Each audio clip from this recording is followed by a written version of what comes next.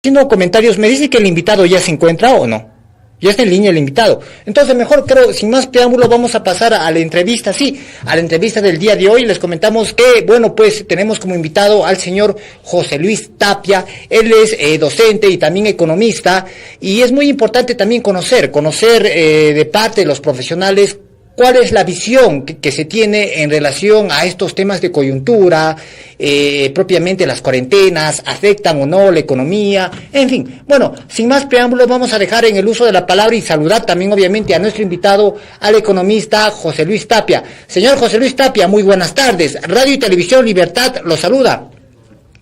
Muy buenas tardes, Exo, muy buenas tardes, amigos televidentes de Radio y Televisión Libertad.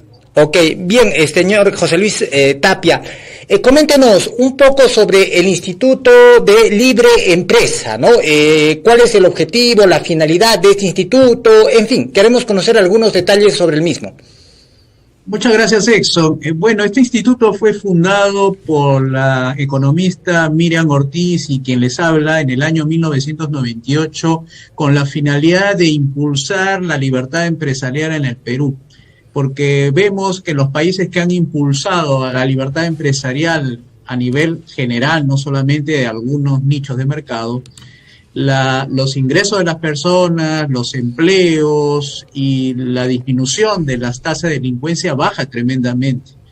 Podemos aspirar incluso a ingresos como en Qatar y en Singapur, que está por encima de los $120,000 al año, que viene a ser algo así como 30,000 o 40,000 soles mensuales. Esto se puede lograr siempre que haya un sistema de libre empresa. Este instituto que fue fundado en el 98, tiene entre su misión la de compartir sus enseñanzas, investigaciones y formación a todas las personas interesadas en esta materia, ¿no? Claro, no, sin duda es muy importante en todo caso la labor que está realizando este instituto desde hace ya algunos años atrás, porque le comentaré lo siguiente, todavía en ciertos sectores de nuestra sociedad se tiene mucho temor al emprendimiento, al tema propiamente de la, ¿qué les digo?, iniciación en el ámbito de la empresa, ¿no?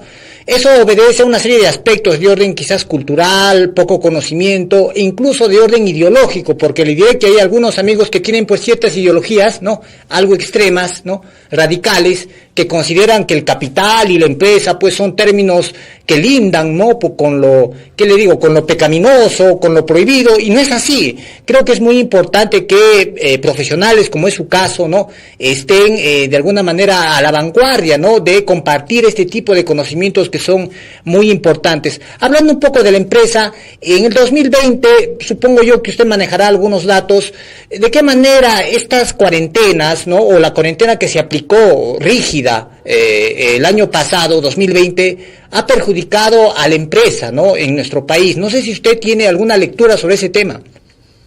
Sí, efectivamente, Exo, y muchas gracias por la pregunta. El efecto de la cuarentena, y no del COVID, ahí podemos hacer la distinción después más adelante, es que ha llevado a 1.3 millones de microempresas a un endeudamiento bastante importante y peligroso. 6 millones de empleos se han perdido a nivel de Lima y parte del Perú. 9 millones en total en el Perú, 6 millones en Lima y el 3 millones en el Perú. Eso ha sido cifras de noviembre. En tanto, las personas naturales endeudadas ha llegado a 4.9 millones de personas que requieren reprogramar sus deudas con los bancos. Esto es el efecto de lo que se llama la cuarentena. La cuarentena es una medida del gobierno que busca pagar el aparato productivo para cumplir con sus objetivos que se ha planteado. En cambio, cuando nosotros hablamos de casos confirmados de COVID, uno se puede dar cuenta que la proporción de las personas que se enferman y no van a trabajar es nada menos que 0.011%, es decir, 11,000 personas de las 16 millones de personas, repito, 11,000 personas de las 16 millones de personas que salen a trabajar solamente se han enfermado. O sea, lo que quiero decirle es la comparación siguiente. Una cosa es la cuarentena del gobierno, que destruye la economía, y otra cosa es el impacto de los que ya se contagiaron y se enfermaron, que a nivel nacional son 11.000, y eso no puede destruir la economía. La enfermedad no destruye, lo que destruye es la medida del gobierno llamado cuarentena. No, sí, es muy cierto lo que usted menciona. Justamente conversábamos también con algunos expertos meses atrás y ellos nos señalaban que el grave error que tenía el gobierno y algunos asesores, entiendo yo, del presidente, era de alguna manera confrontar, ¿no?, al tema de la salud con lo económico. Cuando eso es, reitero, un grave error, ¿no? Tanto la salud como la economía son importantes, ¿no? Sin salud no hay economía y sin economía no hay salud, ¿no?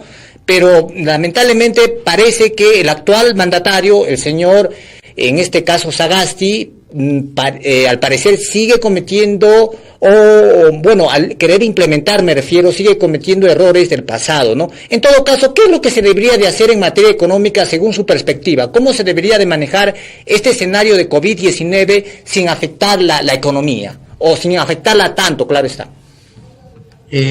Mira, lo primero que debe reconocerse es que el gobierno sí tiene algo que hacer en este tipo de pandemia. Nadie está negando que el gobierno se quede de brazos cruzados. Lo que nosotros estamos señalando es que una cosa es enfrentar una epidemia poniendo orden sanitario y otra cosa es enfrentar la pandemia restringiendo las libertades económicas, políticas y sociales. En el primer caso, en el orden sanitario, se hace lo que lo dicen los epidemiólogos más famosos del mundo, de quienes han firmado la famosa declaración de Barrington en Massachusetts. Focalicen la protección hacia los más vulnerables. ¿Y quiénes son los más vulnerables? Son las personas que tienen edades de 70 para arriba o personas que tienen enfermedades subyacentes, es decir, tienen diabetes, tienen cáncer, tienen alguna enfermedad que lo tiene y lo permanece hasta ahora, y que a estas hay que protegerlas. ¿Cómo? Evitando de que tengan contacto con personas que tengan síntomas o algún tipo de, digamos así, contagio que lo pueda transmitírselo a estas personas, y estas personas por ese sistema inmunológico pueden morir. Eso se llama protección focalizada. ¿Y qué pasaría con el resto de personas? Que hagan su vida normal. Es decir, orden sanitario significa identificar los focos infecciosos, aislarlos y no generalizar la cuarentena. Simplemente la cuarentena son para los enfermos, no para los sanos. Eso es lo que dicen, y no hay evidencia, también dicen los médicos y científicos, que una cuarentena detenga el contagio. Hay evidencias científicas que señalan que la cuarentena no detiene el contagio. Y más aún, decir tasa cero de contagio es una barbaridad y es una falsedad. ¿Que va a haber contagio? Sí va a haber contagio. Pero no todos los contagios enferman a las personas. Hay los de los que se contagian y refuerzan su sistema inmunológico y le transmiten a otras personas esos elementos anti-COVID, o sea, que ayuda a que las personas se refuercen y nunca se van a enfermar. Y hay otros que se van al hospital. Pero eso es el 0.011%, es decir, menos del 1%. Es decir, la gran mayoría de los peruanos se pueden contagiar y no enfermar, y esa es la evidencia que hay. El año pasado, cuando puso la cuarentena el gobierno, y más bien aceleró, porque juntaron a los enfermos con los sanos y ahí es donde se contagiaron más. En cambio, cuando se liberalizó la economía, es decir, cuando se optó por dejar que la gente trabaje, ahí la tasa de contagios bajó y la gente se empezó a enfermar menos. Es decir, en resumen para tus queridos amigos de Radio Televisión Libertad, la medida del gobierno de la cuarentena no es la mejor alternativa. La mejor alternativa es la protección focalizada a quienes debemos proteger, como debe ser, con medidas pertinentes a las personas de 70 años o más, o aquellas que tienen enfermedades graves que no le permiten tener contacto con personas de algún tipo de gripe. El resto de las personas que siga haciendo su tarea normal. Incluso los científicos dicen, los niños deben ir a las escuelas. De hecho, todos tendrán que lavarse la mano y tendrán que tomar su distancia social en el caso que sea así, pero no prohibir, porque los niños también pueden verse afectados su salud mental. Incluso los ancianos deben salir de por lo menos unas horas para que puedan estar en una actividad y no se confinen y les pueda trastornar la mente y también el sistema inmunológico, porque podrían entrar a una depresión. Estas medidas, que no son las que está haciendo el gobierno, es la que ayudaría muchísimo a la economía y a recuperar el tiempo perdido y los empleos, sobre todo, como tú bien lo dijiste, Sexton. No hay esa disyuntiva entre economía y salud. Las dos se complementan. Necesitamos tanta salud como necesitamos tanta economía, porque al tener tanta economía podemos reforzar la salud con mejores medicinas, con mejor atención médica, incluso con mejores sueldos y salarios para no tener que depender de una vacuna que nos, digamos, está tratando de decirnos que no vamos a tener. Así que yo creo que esas recomendaciones y esta situación económica podría ser muchísimo mejor, podría enfrentarse muchísimo mejor el tema de la salud de las personas si el gobierno fuera un poco más reflexivo en lo que hace e invitar a las personas a cambiar su forma de enfrentar esta pandemia. No es recomendable ponerle a esta situación más miedo. Eso es peor todavía. El miedo paraliza, y cuando paralizas la sociedad, paralizas la economía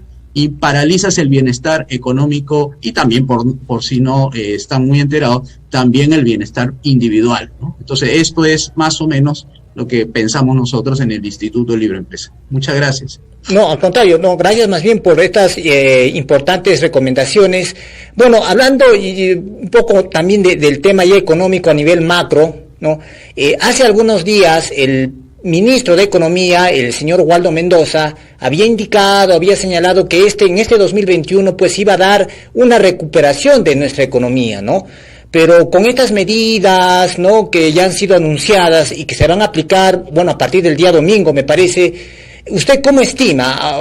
¿Maneja algunas cifras de cuáles son las prospecciones o proyecciones del crecimiento para nuestra economía en este 2021? O en pocas palabras, ¿cuánto tiempo va a tener que pasar para que nuestra economía se pueda recuperar?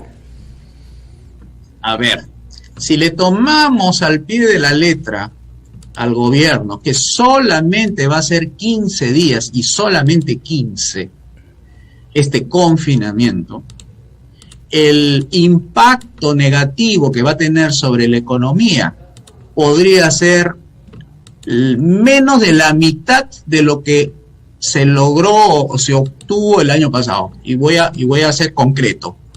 El año pasado, todos estamos de acuerdo en que hubo un retroceso productivo. En lugar de tener más cosas, más baratas, abundantes, con mejores sueldos, etcétera, se retrocedió más o menos, dicen, 10%. Todavía no han salido las cifras del Banco Central, no han salido las cifras del INEI, pero más o menos 10%. Y esto sobre la base de una economía que venía desde enero más o menos bien, creciendo a 2 o 3% mensual. Recuerden que el 13 de marzo fue el día que empezó la cuarentena y prácticamente terminó casi a finales de noviembre. Entonces, sobre esa base retrocedió 10%. Entonces, ¿cuál es ahora la situación? El gobierno vuelve a imponer una cuarentena. ¿Qué quiere decir eso? Que ya no lo hace sobre la base de enero del año pasado, donde más o menos se crecía regularmente y no estábamos mal. Pero acá lo estamos haciendo sobre una situación como una convalecencia. Es decir, si antes estábamos sanos en enero, ahora no estamos sanos, estamos convalecientes. Si a eso le pones tu confinamiento, entonces ya no lo vas a volver convaleciente a la economía, sino lo vas a matar, lo vas a enfermar más. Y entonces el impacto ya no va a ser 10%, porque el impacto que se tenía previsto para este año sin el confinamiento era que creciéramos en 10%, imagínense. 10% era lo que preveía el ministro Waldo Mendoza. O sea, un rebote estadístico, eso se llama rebote, porque son efectos diferentes. Entonces decía, bueno, vamos a crecer este año entre 8 y 10%. Ahora, con este confinamiento y con esta situación de convalecencia económica, entonces ya no va a ser crecimiento 10%, es posible que ni crezcamos ni lleguemos al 0%, es posible a tasas negativas.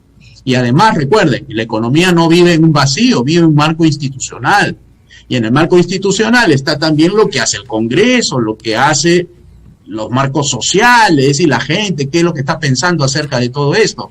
Y eso se dificulta más cuando la gente tiene miedo. Cuando la gente tiene miedo, no invierte. Cuando la gente tiene miedo, no consume lo que consumía. Cuando la gente tiene miedo, no va a los sitios que iba antes. Cuando la gente tiene miedo, no quiere ni siquiera salir de su casa. Y eso tiene un impacto tremendo sobre las pequeñas microempresas que ven que si tenía planeado vender este mes 1.000 o 2.000 soles, va a tener que reducir sus expectativas a 1.000 o 500 soles. Entonces, todo depende de cómo maneje este confinamiento, o se queda en los 15 días o lo amplía y termina por destruir completamente la economía. Y esta recuperación, de acuerdo a tu pregunta, no lo vamos a ver ni siquiera este año ni el próximo, porque todavía el próximo es difícil saberlo, porque hay muchas variables que influyen en la economía nacional, que entre ellas la economía externa, que más o menos influye sobre la economía cerca del 48%. Mucho del crecimiento de nuestro aparato productivo depende de afuera, es decir, del comportamiento del comercio internacional, influye en 48%. Entonces,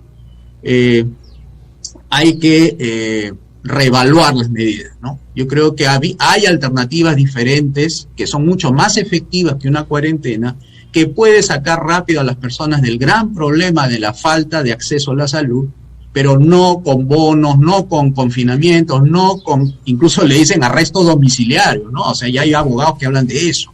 Entonces, hay alternativas diferentes, pero bueno, parece que el gobierno no entiende buenas razones. No, claro, sí, es muy cierto, porque como usted bien ha referido, hay experiencias en otros países, por ejemplo en el propio Uruguay, ¿no? En su momento, ¿no? Fue muy halagado lo que hizo el presidente uruguayo Lacalle, ¿no? En relación al manejo de la pandemia, en Sierra Leona, en fin, ¿no? Hay muchas experiencias y esperemos que en todo caso, pues el gobierno abra los ojos y pueda, pues, aplicar, ¿no? Y adecuar la mejor estrategia para nuestra realidad, ¿no?